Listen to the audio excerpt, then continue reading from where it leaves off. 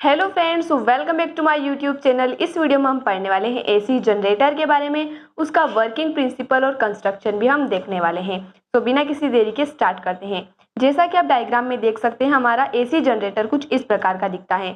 Working principle की अगर हम बात करें तो Faraday's law of electromagnetic induction के प्रिंसिपल पर यह वर्क करता है।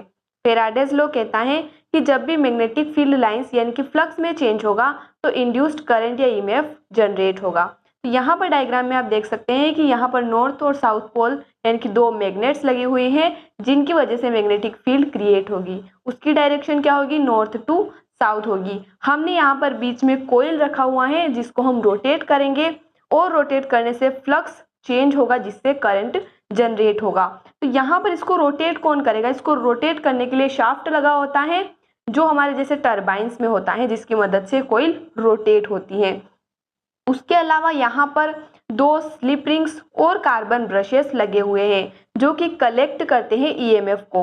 अगर हम यहाँ पर स्लिप रिंग्स नहीं लगाते हैं तो जब ये कोयल रोटेट करेगी, कोयल को हम यहाँ पर आर्मेचर भी कहते हैं, तो अगर ये रोटेट करेगी तो वायर आपस में उलझ जाएंगे और ब्रेक हो सकते हैं। लेकिन अगर हम यहाँ पर रिंग्स लगा देंगे तो वो क्या करेगी? उस रिंग के साथ रोटेट करेगी, यानी कि ब्रेक नहीं होगा और यहाँ पर करंट फ्लो करेगा। हमने यहाँ पर फ्लेमिंग लेफ्ट हैंड रूल से करंट की डायरेक्शन फाइंड करी। इसका रोटेशन इस साइड है, तो हमने यहाँ पर देखा करंट हमारा इस तरह फ्लो करेगा। ठीक है गाइस, अब हम यहाँ पर कुछ जनरल एग्जाम्पल की बात करें। जैसे एसी जनरेटर, जैसे हमारे घरों में जो करंट आता है वो अल्टरनेट करंट होता है।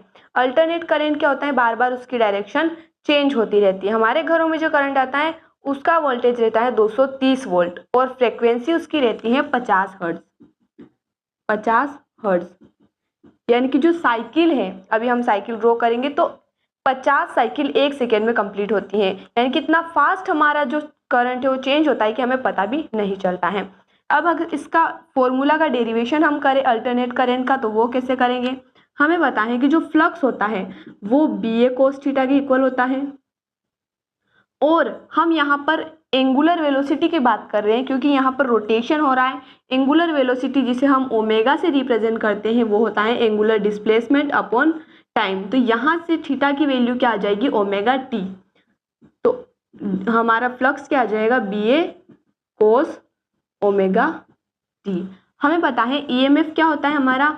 Minus D five by D T.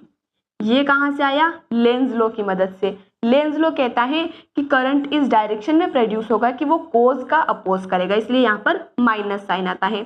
अब फ्लक्स की यहाँ पर हम वैल्यू पुट कर देंगे minus D by D T of flux, यानी कि बी ए कोस ओमेगा टी। अब डिफ्रेंशिएशन करेंगे तो बी ए हमारा कांस्टेंट है तो बाहर आ जाएगा।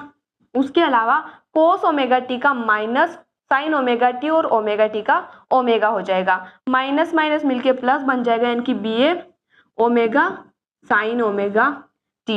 अगर एन नंबर ऑफ टर्न्स है कोइल में, ऐसा तो नहीं होगा कि एक ही टर्न है, यहाँ पर बहुत सारी टर्न्स हो सकते हैं। तो अगर एन नंबर ऑफ टर्न्स है हमारे पास तो हमारा जो ईएमएफ हो जाएगा वो एन बी ए ओमेगा साइन ओमेगा टी हो जाता है। और ये जो एन बी ए ओमेगा है ये ईएमएफ की मैक्सिमम वैल्यू होता है जिसे हम ई नोट से रिप्रेजेंट करते हैं, ई नोट से। तो यहाँ पर ईएमएफ का फॉर्मूला हम ई नोट साइन ओमेगा टी लिख सकते हैं। करंट की वैल्यू कैसे फाइंड करेंगे? करंट इक्वल होता है ईएमएफ बाय रेजिस्टेंस। ईएमएफ यानी कि E naught sine omega T divided by resistance. अब ये ई नोट बाय आर ये हमारा करंट की मैक्सिमम वैल्यू हो जाएगी। तो यहाँ से करंट का फॉर्मूला हमें मिलेगा आई नोट साइन ओमेगा टी। अभी यहाँ पर हम देख सकते हैं फॉर्मूले में कि जो हमारा ईएमएफ है वो साइन थीटा पर डिपेंड कर रहा है, यानी कि साइन की वैल्यूज पर डिपेंड कर रहा है। कैसे डिपेंड कर रहा है? तो चलिए फटाफट से यहाँ पर देख लेते हैं। हम एक ग्राफ बना रहे हैं साइन की वैल्यूज का, जैसा कि हमने मैथ्स में पढ़ रखा है। तो यहाँ पर साइन अगर 0 डिग्री होगा तो साइन 0 डिग्री की वैल्यू तो 0 होती है, यानी कि ईएमएफ भी 0 रहेगा। जैसे ही हम साइन की वैल्यू इंक्रीज करेंगे 90 डिग्री तक ले गए, मान लेते थे यहाँ पर हमारा पाई बाई 2 मान लेते हैं, यहाँ पर पाई मान लेते हैं, यहाँ पर 3 पाई बाय 2 मान लेते हैं। पाई बाई 2 पर साइन की वैल्यू 1 होती है, यानी कि ये यहाँ पर 1 है, यहाँ पर नीचे -1 है, तो हमारी साइन की वैल्यू इंक्रीज, ईएमएफ की वैल्यू इंक्रीज होगी। और हमारा जो पाई है वहाँ पर साइन की वैल्यू वापस से 0 हो जाती है, तो वापस से यहाँ पर 0 हो जाएगी। उसके बाद 3π/2 पे -1 होती है, तो इसी तरह से हमारी साइकिल चलती रहेगी, +1 -1 के बीच में वरी करेगी। तो यहाँ पर हमारा पॉजिटिव ईएमएफ आ रहा है और यहाँ पर नेगेटिव ईएमएफ। तो इस तरह से साइन की वैल्यूज के साथ हमारा ईएमएफ वरी करता है। तो आई होप गाइस आपको वीडियो पसंद आया होगा। तो मिलते हैं अगले वीडियो में नए टॉपिक के साथ। धन्यवाद।